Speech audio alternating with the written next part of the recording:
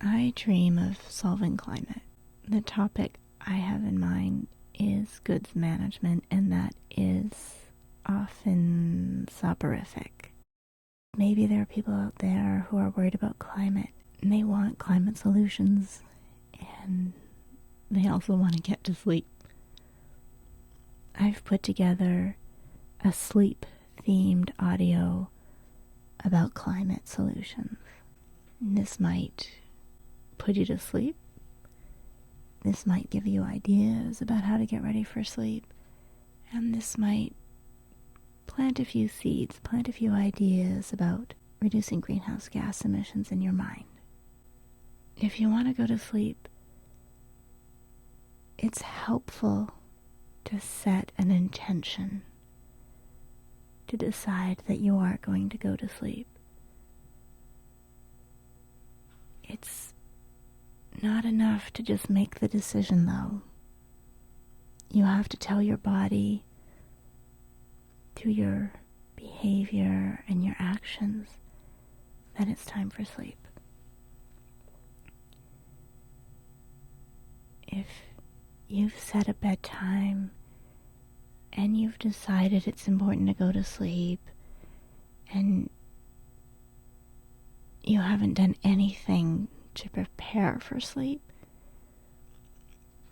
your body won't know that that's what it has to do, and it won't do sleep. There's lots of politicians who make promises about climate. They set goals. They make speeches. They fund research. If we're serious about climate and taking climate action, I think it will look different. I do see signs that we might be starting to take climate more seriously when we start doing things to reduce emissions. When we're committed to reducing emissions, I think we could if we wanted to. One of the things you can do to get ready for sleep is create an environment conducive for rest and relaxation. It's helpful to have a sleep environment that is clean, that is quiet, that is cool, and that is dark. And so if you're struggling to sleep, it's helpful to go around and look for light sources and thinking, what can you do to turn them off? What can you do to get things quiet? Would it help to wear ear protection of some kind? A sleep mask?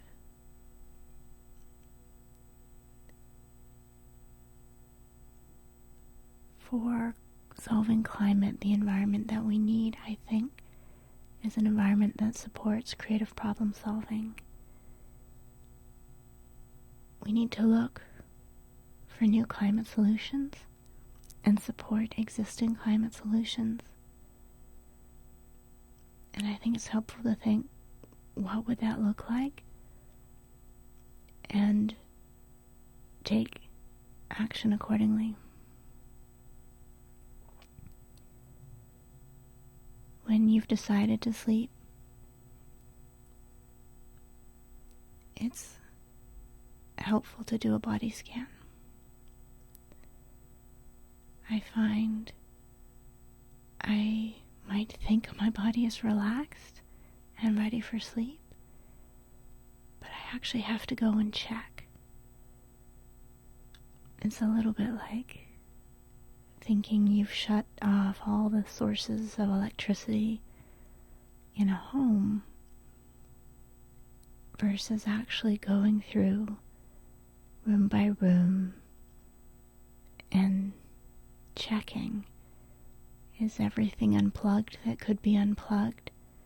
Is everything off that should be off? And if you actually do an audit of your home, you can reduce your energy use. And it's amazing how much tension is draining your body and taking up resources and not letting your body fall asleep. And you need to check. I find my forehead is often tense.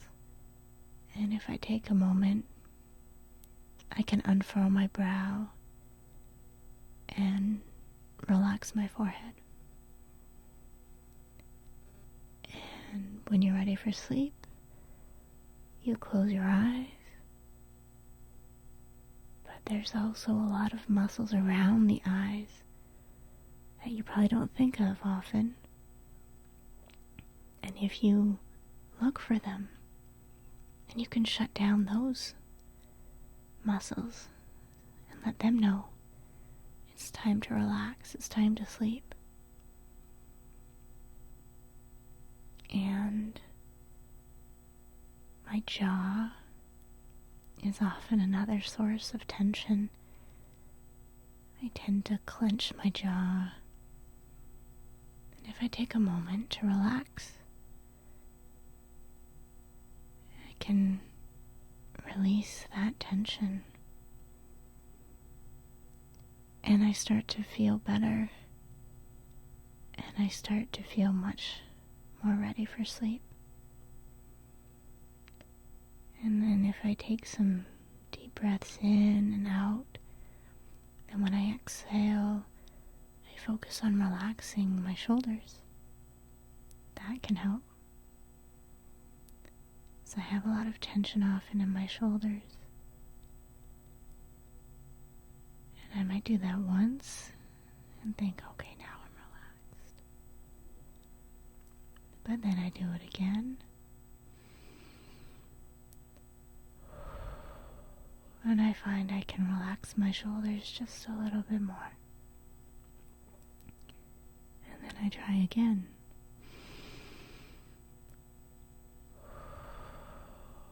And I find I can relax my shoulders even more. And you can continue checking your body in this way, gently relaxing all your muscles, releasing the tension, and preparing your body for rest. When it comes to greenhouse gas emissions, the sources of emissions are making, moving, stashing, and trashing things. Essentially, poor goods management. And if we can focus on better goods management, then I think we can reduce greenhouse gas emissions. Think about making things. A lot of emissions come from resource extraction, mining, manufacturing, industry, construction. We use a lot of materials, and in doing so, we create or release a lot of greenhouse gas emissions. If we can be more mindful about what we make, if we can be more mindful about what we use, we can reduce emissions. If we reduce, reuse, recycle, restore, repair, repurpose, we can get away with not consuming so much, but without having to feel like we're giving anything up. We want a circular economy, and we want systems in place that support a circular economy. We can get a circular economy if we have better ways, smarter ways of moving things. If we can just get things on demand, then we won't waste as much.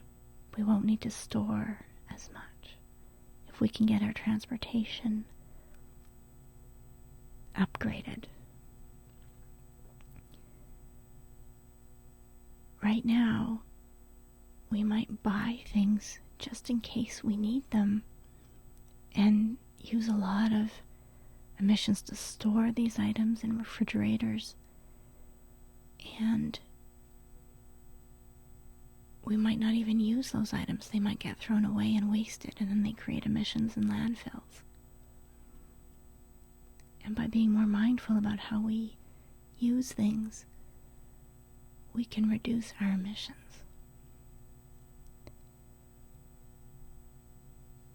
We have technology that can help us better move things.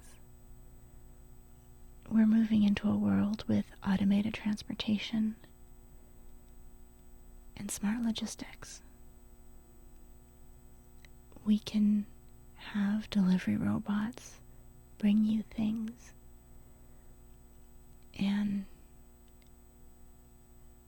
this is getting into some pretty big dreaming. It's hard to imagine, and it might even be a little bit scary. But it's all things we're doing now. We're just doing them better.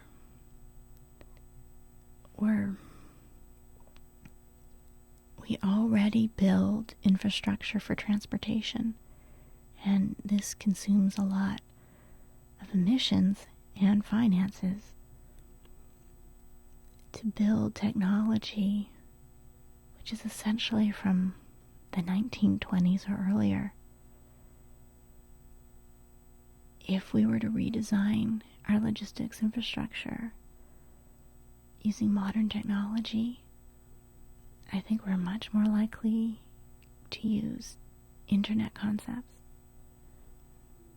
much more likely to have a sharing economy,